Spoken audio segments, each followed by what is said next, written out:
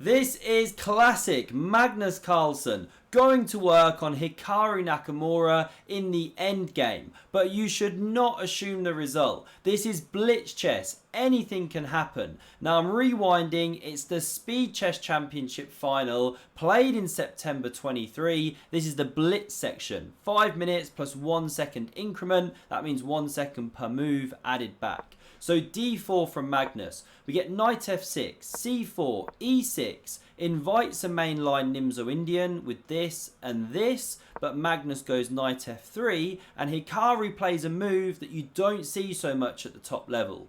Pawn b6, the Queen's Indian. You used to see it a lot, but it's risky. We saw Magnus get absolutely smashed by a 25-50 in the Qatar Masters. I'll link that one at the end. And why is that? Well, let me show you some opening moves. We're not going to get bogged down in theory here, because when we reach move 10, and I'll tell you when, we're on move 7 now, we get this captures. Here the king castles, bishop d3, c5. We can see the position where white dominates the centre here with these two pawns, +1 in reserve if black takes here, and this is the big challenge. This is why you don't see it a lot at the top level. You're giving space, and there's these attacking ideas like e5, opening the bishop, d5 at the right moment. So we get castles from Magnus. Queen c7, if you can get that centre crumbling, then you're doing well as black. So there's a threat now to take, and if pawn recaptures, the queens come off, not ideal. So queen e2 played to keep the queens on. Now we get rook d8, rook d1, and Hikaru. Where does he develop the knight to? Does he come to c6 and potentially walk into d5? Does he go to d7? He's not quite sure yet. So he starts with pawn h6. He's got to keep an idea on these sort of attacking ideas as well at the right moment.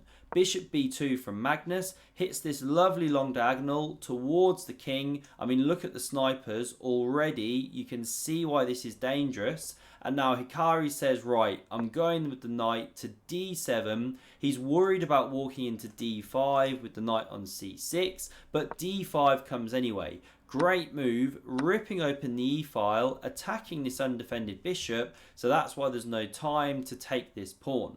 We see bishop f6 and now c4. Magnus locking up that centre, supporting his passed pawn. He's doing well out of the opening here.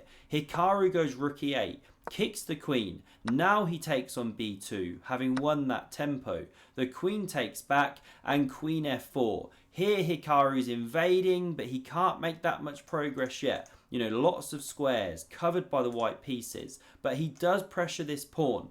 a4 now from Magnus, and check this out for a bit of commentary from Danya Naroditsky. Speaking of other assets, Magnus kind of starting his 401k on the queen side. He's going to go a5 and potentially a6, and he's going to add some Tabasco sauce to that area of the board. So classic Danya. I mean, he is just one of a kind, right? So we get rook a b8. Ideas of lining up against this queen. You know, do you want to do this already? Help me sort of unwind pieces. Well, Magnus holds off. He goes pawn h3. Sadistic move, just saying, what you got here? I've got the space. I've got all the time in the world. Hikaru's got to find a plan here. So he goes bishop a6, probing that c4 pawn. And he's just a bit down on the clock at this stage. You know, he's using the queen to attack it. So how does Magnus defend? He goes queen d2, offering a queen trade, and then knight recaptures. Boo! We don't want to see the queens come off the board, right? But Hikaru dodges it. Love it. Those are staying on.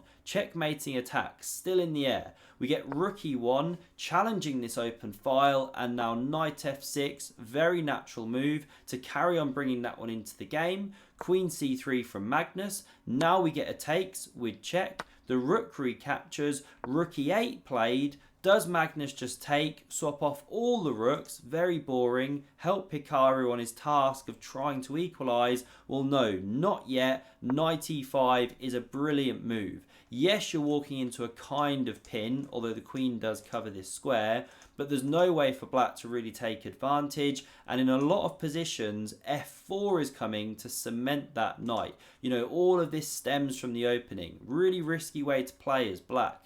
So bishop c8 now played from Hikaru. He's maybe looking for bishop d7 in future. It's a big move that the computer calls out in many positions, and if this knight ever takes, well, you don't mind giving bishop for knight there. You know, that is a very powerful piece. So a5 from Magnus. He carries on that kind of squeeze, really grinding like a grandmaster. That's the name of his new book, by the way. Him and David Howell did one. Not that they're paying me to mention that, right? But anyway, check that one out if you want to see a book by Magnus and David Howell. We see captures played by Hikaru. And why does he do this? You know, opening the position, not keeping it closed. Well, he's looking for some kind of play. If you just sit there, then Magnus will take. He'll start targeting this pawn, maybe go f4, then switch the rook once the knight is secured. Horrible position to play. So Hikaru looks for some tricks. Now we get knight c6 from Magnus, preparing to win back the pawn. The queen covers the rook.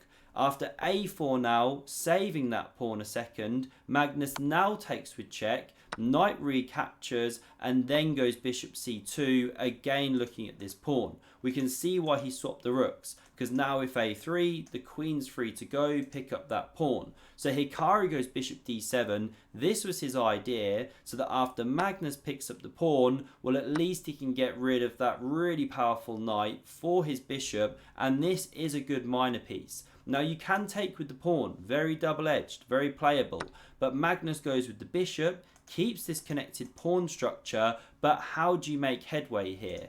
Because although these pawns are split and isolated and can be targets, they do say that unless you've got kind of multiple targets and issues, it's very hard to win this kind of thing. So long as Hikaru just has to sit, cover these, well, it's defendable. So he starts with knight f6. That knight attacked, of course. Queen e3 from Magnus. He's about a full minute up on the clock here, right? King f8 from Hikaru, g3, g5, but watch how Magnus just starts burning through time now.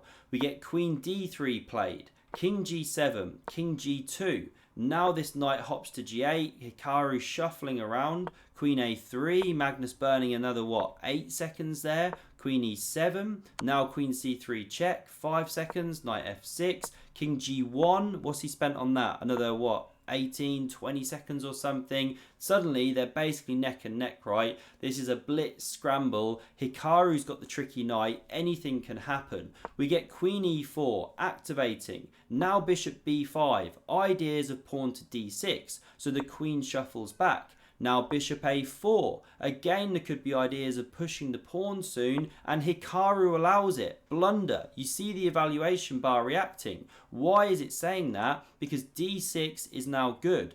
The pawn can march all the way to d7, and once it gets there, it's a big problem, especially because the knight is pinned to that king right now. But Magnus misses it. It's a time scramble, so he goes bishop to c2. The queen drops to e7. Queen d2. Can Magnus make headway here? And just before I carry on with the video, if you're enjoying this one, do smash that like, really helps me out, and consider subscribing to never miss a future video, and again, huge help to the channel. Thank you very much. Now we get queen d6. Queen a5 played, Magnus still probing. These are weak pawns, but that one's covered now with queen to e7. Queen a1, still that knight's pinned, so king g8 unpins. Queen c3, knight e8, queen a3, knight f6, bit of a dance, bishop d3, king g7, and now Magnus just gets Hikaru to do something different by going bishop to f1. Hikaru gets a bit ambitious, goes knight e4, activating, very nice, but now queen e3, the knight is pinned to the queen. So the king drops back, and now Magnus has a randomizer, a nice move. How do you change things here to try and push for a win? What do you think he played? Well done if you found this move or thought of it, of pawn to d6. Now the queen can't take or the knight drops, so the knight recaptures. Now the queen takes here, and the position has changed because this passed pawn is running in a very dangerous manner, way quicker than this one. We get king g7, queen d4 check, and now here Hikaru makes a blunder but in a very tough position. He blocks this check with the queen. What if he steps back with the king? Well, then there's c5. You know, this is the big challenge. This is what will have been on his mind in that split second, because the knight gets kicked. Then there's, say, bishop c4, and these white pieces are just taking over so many more squares than the black. This is running, it's dangerous. Magnus can squeeze for another 50 moves. But coming back here, Hikaru goes queen f6, but there's a big problem. You can take the a pawn, and now things are very terminal for Hikaru. He looks for counterplay against f2, but the queen drops back to cover. Knight d6 hits this pawn with some pressure. It is still covered, and now c5 comes anyway. Knight f5, this was Hikaru's idea. This was his maneuver. Queen e4 played, knight d4. The bishop covers some light squares. Knight e6 back. Nice maneuvering from Hikaru, but the pawn just kicks on. Protected. Passed. Tying this one down. We get queen a1 check. King h2, queen c3 coming behind the pawn, but now queen f5, and there's nasty threats in the air. It's not just the pawn, but there's king safety issues. Bishop e4 coming. You could be threatening checks here. We get queen d4 centralizing, and it's a big mistake. Queen f6 was best to try and get that trade going, and then the computer says white should drop back, keep queens on, game goes on. But once you do queen d4, now the best move is not bishop e4, but bishop d5 is a killer. What do? You're threatening to eliminate here, you know, win a pawn with an overwhelming position. And if you try and drop that knight to also cover f7, which is attacked by queen and bishop, well, now the pawn marches on, kicks the knight, you know, you're making a queen, you're crashing through here, completely game over. So you have to come back and defend this one, defend f7, but now Magnus takes here and Hikaru resigns. He just got end game crushed. Why does he resign? Well, it doesn't matter what you do. If you take like this, you swap the queens, the pawn runs through. If you take like this, you swap the queens, the pawn runs through. Nothing to be done. Magnus grinds it out as he so often does. If you want to see another unmissable game in this Queen's Indian structure, do watch the video on screen with Carlsen on the black side of it. I hope you enjoyed this one. Hope to see you again soon, and thanks very much for watching.